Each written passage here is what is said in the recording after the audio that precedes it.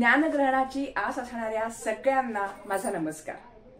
मंडळी, अर्चना कापरे या आपल्या YouTube चॅनलवरील मखमली मोरपीस या शृंखलेतील समीर नेर्लेकर लिखित पेबल्स या कथा वाचनाच्या सदरामध्ये मी आपलं मनापासून स्वागत करते। मंडळी, ऐकूयात आजची कथा विपर्यास। रंगी को नारंगी कहे, बने दूध को खोया, चलती को गाड़ी कहे, देख कबीरा रोया। आणि संत कबीर रडू लागले। रडण्याशिवाय दुसरा पर्यायच नाही, कारण भोवताली जे काही घडतंय त्यात विसंगती आणि विपर्यासच आहे। रंगी को नारंगी कहे याचा अर्थ जे फळ मुळात रंगीत आहे त्या फळाला या जगाने नारंगी असं नाव दिलंय, म्हणजे रंग नसलेलं। दूध जेव्हा घट्ट होतं तेव्हा त्याचा खवा बनतो।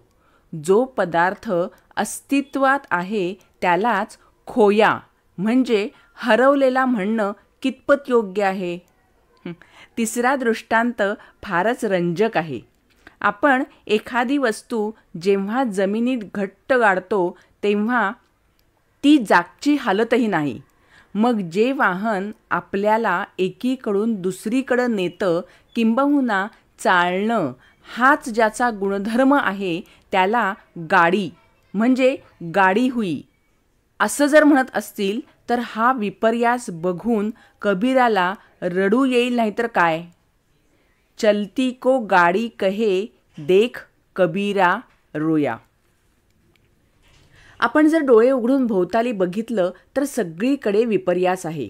विपर्यास म्हणजे एखाद्या शब्दाचा किंवा विधानाचा परस्पर विरुद्ध अर्थ। राजकारणात तर असं रोजच घडतं।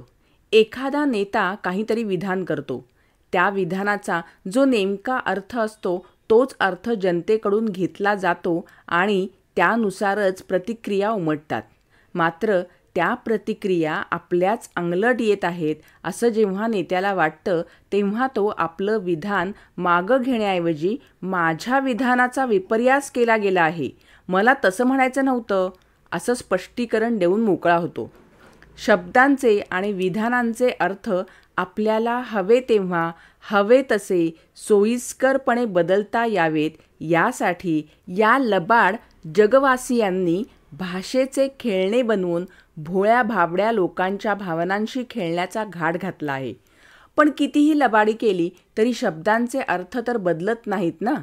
जगासमोर एखादं धडधडीत विधान करायचं आणि मग म्हणायचं की मला तसं म्हणायचंच नव्हतं, हे वागणं बरोबर आहे का? सारं जग विपर्यासानं ग्रासलेलं आहे। सगळा मामला उलटा पुलटा आहे। जे फळ सर्वात खास आहे त्याला आम असं नाव देण्यात आलं आहे। दिल में इकरार है मगर होठों पे इनकार है।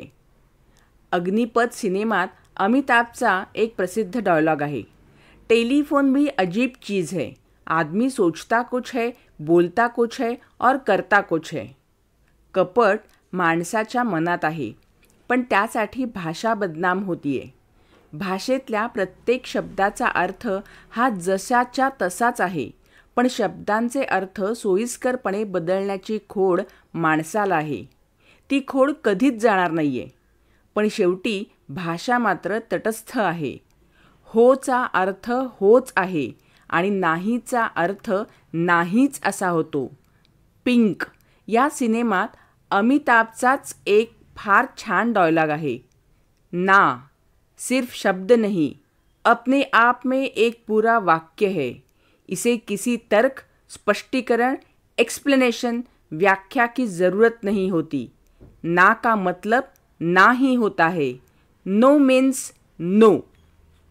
ज्यांच्या मनात खोटेपणा आहे तेच भावनांची लबाडी आणि शब्दांची हातचलाखी करण्याचा खटाटोप करत राहतात, कारण ते त्यांच्या विधानावर कधीच ठाम राहू शकत नाहीत।